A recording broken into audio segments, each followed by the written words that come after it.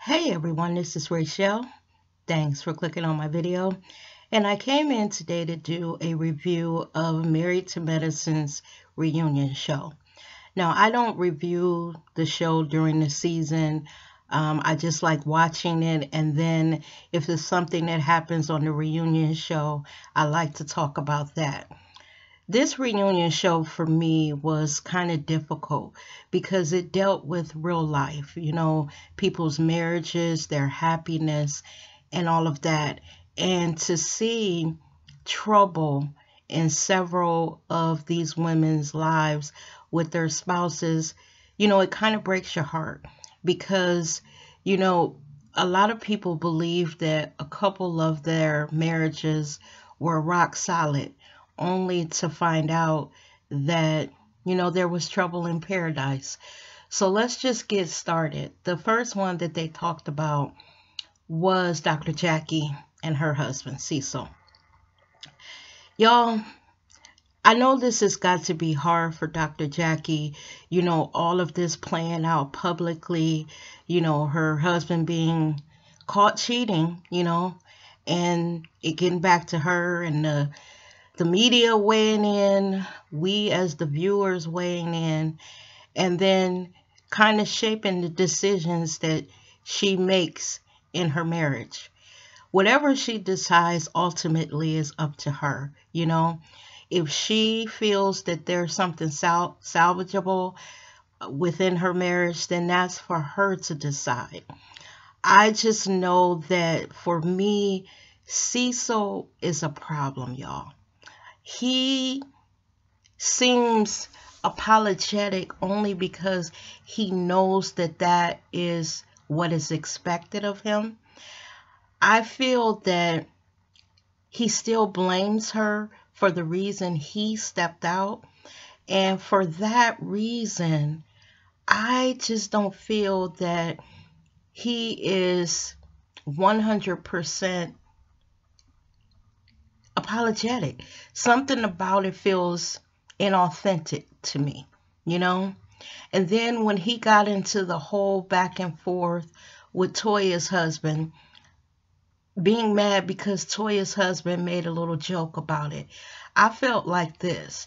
You're shifting the conversation and you're doing it to get the heat off your ass because Toya's husband was only telling you what he felt about it and that he felt that it was wrong, and maybe in his feelings, he might have joked about it, but that wasn't the problem. The problem was you cheated, you broke your vows, and you did it in such a way where eventually it was going to get back to your wife. So that's the problem. The problem wasn't the joke that Toya's husband made, that wasn't it. And for that, I felt like that he was playing us for some reason.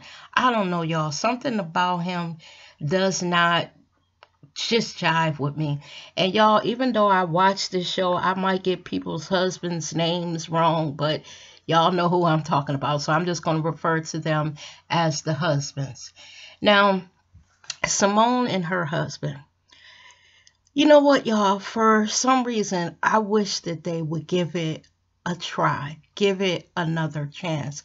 Now, I know Simone said that she filed for divorce and that she felt like that her husband hadn't paid attention, hadn't told her he loved her, and that there wasn't anything left to fight for.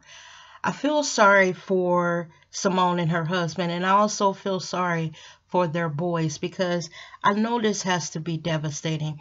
Those two have been together for 21 years, and it's more than losing a marriage.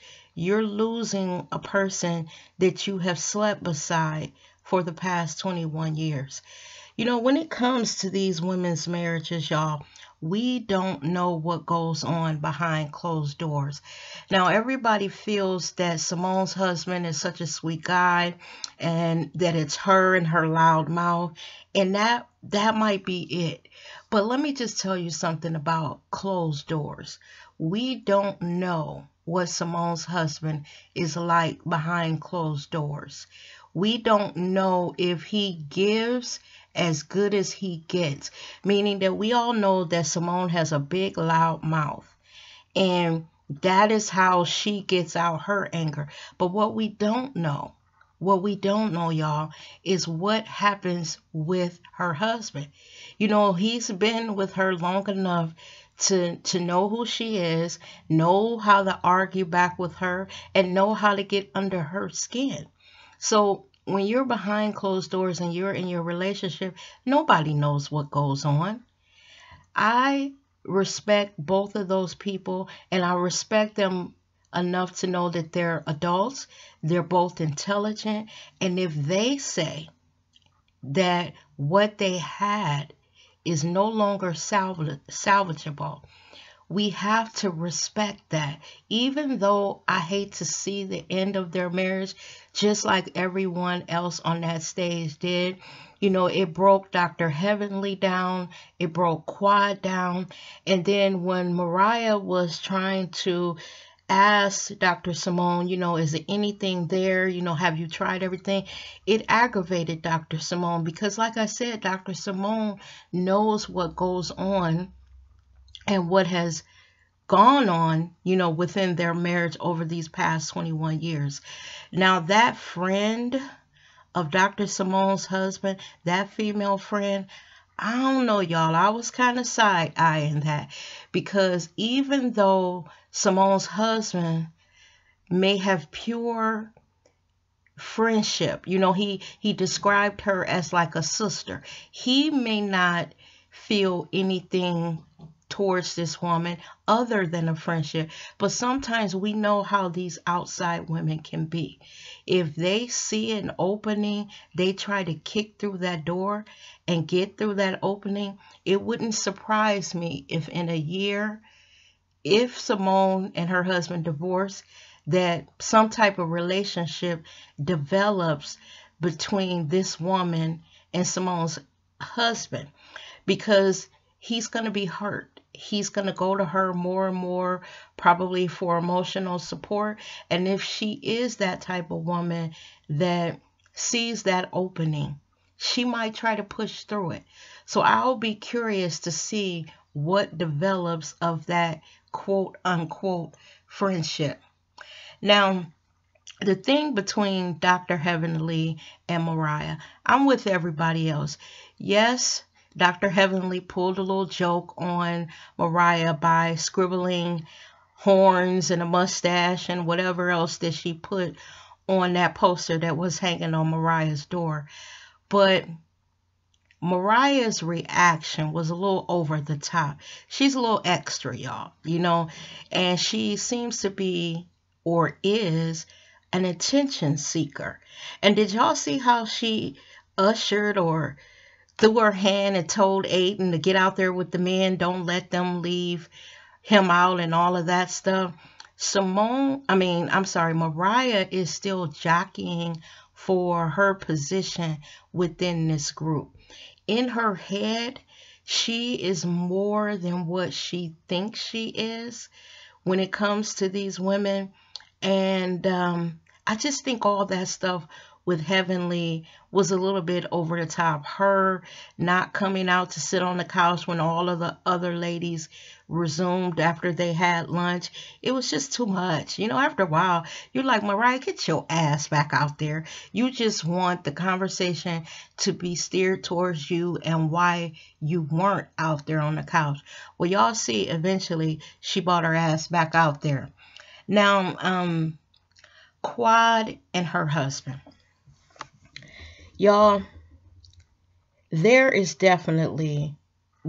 are definitely problems there. The thing with Quad having a baby, what some people have to understand when it comes to that, there are women out here that are not just spitting out babies just because the man says he wants one. Again, I have to respect that Quad is an intelligent woman. She knows what is going on in her home.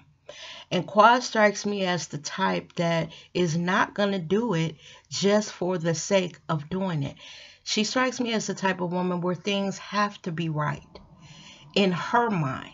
Now, what might be right for her may not be right for us, but that is her right to choose when she wants to give a baby to her husband. Now, let's talk about her husband. Y'all, before the last two seasons, I really never paid that much attention to Quad's husband, only to the fact that he has this high squeaky pitch voice that was aggravating, and I thought he dressed kind of cute sometimes.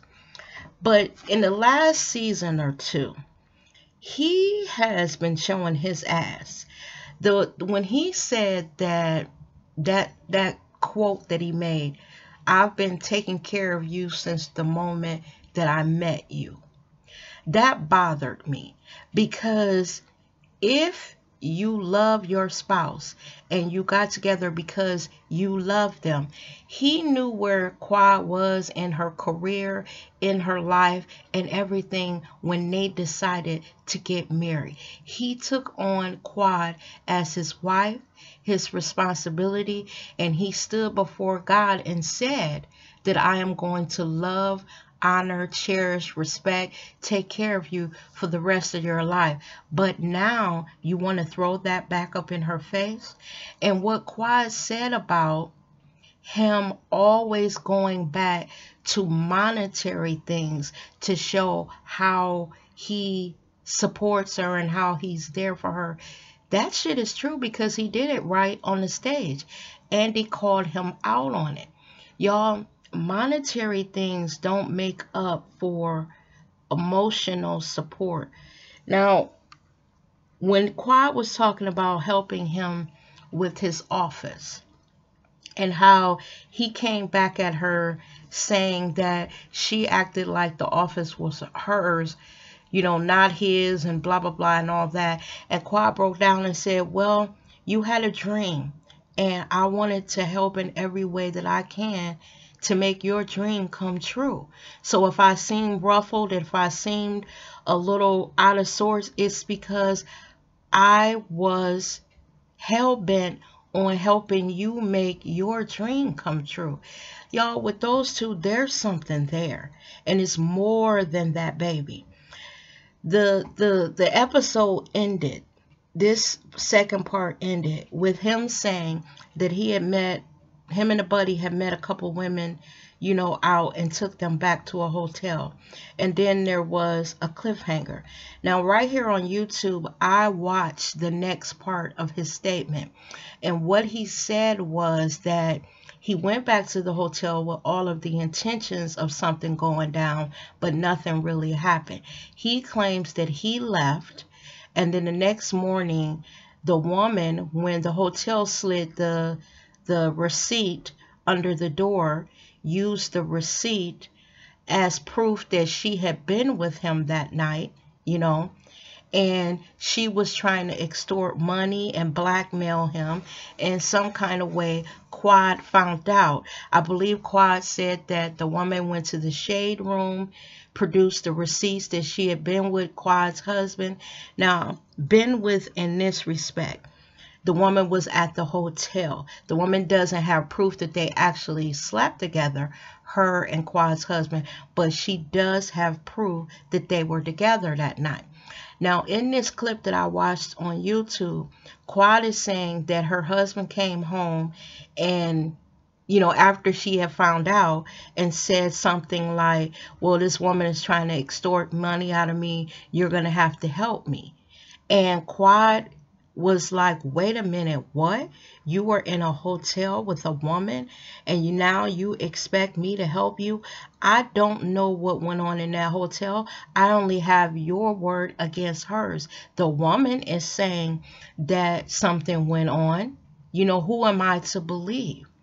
Now, I don't know if this explains a lot of what we've been seeing with Quad in this last year, because Dr. Gregory, is that her husband? Yeah. Dr. Gregory says this happened a little over a year ago. Well, that's about the time Quad really started acting funny towards her husband. In scenes we saw where she didn't want him to touch her, or it seemed like she didn't want him to touch her or kiss her. Y'all women know that when you have a spouse or a boyfriend and you found out that they've been with another woman, that they have lain with another woman, that they have slept with another woman, and then they come home dragging that trash into your house and you have found out about it, you don't want them to touch you. You don't want them to put their hands on you, because the thought of them being with another woman is so hurtful and disgusting that the thought of them touching you after that is too much. I know a lot of people, beat Quad over the head about not caring about her husband, not appearing to be in love with him. But something that I have thought about when it comes to that, Quad doesn't have any children. Quad could have divorced him when she found out that there was some allegations of him cheating, because let's face it, she does not need him to financially support her. She has her little talk show. She's on Married to Medicine. So she does have some coins coming in. The only reason why a woman decides to stay after she's found out that there is a possibility that her man has cheated, there are two reasons. One, because either she's stupid or she loves him. So in this case, Quad doesn't appear to be stupid, but she had to love him to stay. For him to sit down and talk to her and to convince her that what this woman alleged did not happen. Because if Quad didn't care, she would have packed her shit up and left the moment that those allegations were brought to her. She'd have packed her shit up and left. Because at this point in her life, she doesn't need him. She doesn't have kids. That if she broke up with him, she has no place to go with the kids. She's going to be penniless and all of that. And if she could have proved that he was unfaithful, when they got a divorce, she would have got some money from him, So all of these people who say that Quad does not appear to love her husband, that has got to bring a question to their minds. Why would she stay after she found out that there was a possibility that he could have cheated? Now, y'all, the last person that I want to talk about is Contessa. Really, there's nothing there. That whole thing that she did with the crying over her nanny and all of that. Contessa is very new to the show, so her shit ain't started coming out yet. The one thing that I will say about Contessa, someone else, mentioned this in one of their videos. Right now, Contessa feels to me a bit judgmental of the other ladies. She hasn't been on the show long enough to really understand the dynamic of each one of these women. And you're coming at it, Contessa, from a place of being new. You're fortunate to have a husband that seems like he adores you. You have children, a young family, and really your children are not old enough to be causing any problems. But sometimes when you sit on a mountain of judgment looking down on other people, it just sets you up sometimes for the big fall for you. From grace in your own life. So don't be so quick to judge these women, their husbands, and their lives, because in 5 years, this could be you, And then another thing that I wanted to say about the show and the marriages and the reality of all of this. The reason why I like Married to Medicine is because it seems a bit more authentic than the Real Housewives franchises. You actually see the workings of marriages between successful black people. And one thing I want to say before I will go on, Dr. Heavenly's husband seemed to really love her. She lucked up with her crazy ass and found a very good man, because Dr. Damon seems like a very calming, kind, gentle man, and I actually liked him. And on the reunion show, he actually looked really handsome. I like him in that beard. And when it went off, I said Heavenly was fortunate. She has a man that seems like he really loves her. And getting back to just all of these marriages, y'all, I have been in a long-term relationship, a marriage or whatever, for 17 years. And I understand that relationships are really hard. We all know that. You know, in the first few years, you guys are getting to know each other. Everything is fun, and you're just in love, and you may be starting to have children and all of that. But as the years pass and the newness of the relationship starts to wear off, and you get into the nuts and bolts of just living together and going through life together, problems can arise. And what I understand now that I am no longer in that relationship is this: if the foundation, meaning when you very first started, things were not quite right, or there weren't things that were addressed early on, as time goes on and you go through life, it's hard to go back and correct things. It's hard to face things when they're coming at you if what you have isn't based on solid, strong ground.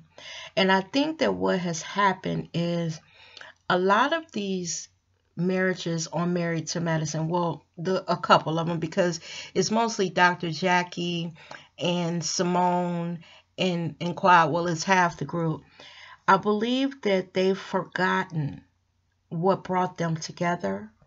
They've forgotten the foundation that they had, because I don't think that any of them actually started out on shaky ground, but I believe that the ground has gotten shaky because they've forgotten the core of who they are. And when you do that, it's harder to face life's obstacles together when you're drifting apart and you don't remember what it was that kept you guys strong. In Quad and in her husband's case, I really think that it's best for them to part. Sad, to say that, but they don't seem to have anything that's redeemable. They're pointing the finger at each other, and like I said, we really don't understand what the dynamic is behind closed doors between them, because y'all, it can't be all quiet. Like everybody says, it takes two to tango. And Dr. Gregory doesn't seem like the type that backs down and keeps his mouth closed and lets quiet run over him. He does not strike me as that type. As far as Dr. Jackie and Curtis will survive if that's what they want. I wish that Dr. Jackie would have stepped out there on faith, because Dr. Jackie seems to me to be unhappy, but is trying to make the best of things. She's uncertain of exactly what her future is with Curtis, and I don't think that they fulfill each other.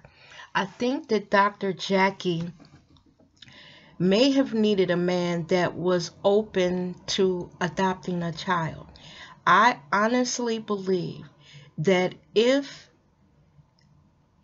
Dr. Jackie was able to adopt a child and she had something to come home to, that her life would slow down.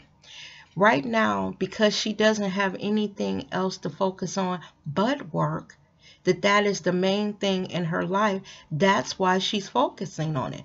When you start to have kids and you have something to rush home to, your child is in this program, they're in this recital, you got to run this one over to soccer and this one over to softball. Work is just that. It's a means to an end. It's a means to having the money to do what you want in your personal life. I believe, again, the reason why Jackie concentrates on work is because that's all she has. If she had some kids at home to rush home to at the end of the day, I believe Dr. Jackie would hang that stethoscope up around 5 and stop delivering some of those babies on the weekends and at all times of the night and morning, because she had kids of her own at home. That's just something to think about, y'all. I don't think Curtis fulfills her. I believe that Dr. Jackie loves him and she feels maybe a little trapped because she has had those mastectomies. She can't have children. And maybe even though she comes off so self-assured, that deep down inside she's a little insecure about herself as a woman, which is sad because she exudes such strength. And I just feel like that there is a man out there that would love her and give her some of the things that she wants in life, mainly enjoying maybe adopting a child together. I don't know, y'all. That's just my opinion. Now, as far as Dr. Simone and her husband, Cecil, is that his name? Because like I said, y'all, I might get the names wrong. For them, I just really, really feel sad that they couldn't hold it together. Now, I'm not one to hold anyone else's marriage up and say that this is the epitome and we thought that you were the quote-unquote perfect couple, because like everyone says, there is no perfect couple. Couples have ups and downs, good times, bad times. There's no perfection. But what they did exude is a sense of togetherness. They laugh together. They seem to have fun and, able to jug at each other and just laugh it off and all of that. And then the relationship that they had with their children, they just seem to be, the epitome of a black family. Ups and downs, life's twists and turns, but they were getting through it together. It hurts me that they couldn't find something, reach back to that foundation that made them fall in love and be together in the beginning, and hold on to this, because sometimes when things are getting rocky, it's that foundation. If you could remember what brought you together and what kept you together for those 21 years, if you can dig down and pull up a piece of that to help get you through this rough time, maybe they could hold on. I know that Dr. Simone said it's a done deal, that they were just a few weeks away from actually being divorced. And I just find that sad. Something about those two, I want to see them together. And I know that their boys, I know that their sons have got to be hurting seeing their parents part. Something about them, I don't know. It just, even with Simone's big old mouth and her being all loud, I just would have loved to seen them work it out and try to stay together. I don't know. I don't know if it's for their sons. Is it for just their family unit as, in general? But I just wish they could have made it work, y'all. Like I said, relationships are not easy. I've had my hand at it, and let me tell y'all, you go through phases. Like I said, you start off, things are happy. You go through the years of raising your kids and so many things pulling at each one of you in different directions. And not meaning, outside people, but just life in general. And you start to kind of lose your way if you don't fight to keep it strong, if you don't fight to make each other a priority. You start to lose your way. And it's easy to drift apart or let people and things get in the way. And basically, that's what happened in my relationship. We drifted apart and people and things came in and we lost our way, and it helped destroy what we had. So with that, y'all, I'd like to know, what did you think of the reunion show part 2? Can you even believe that Quad's husband could have possibly cheated on her? And now that you know that, do you think, or do you blame her because she wouldn't have a baby, that's the reason why he cheated? Look, I don't, because it is not like the person he cheated with was going to give him a baby.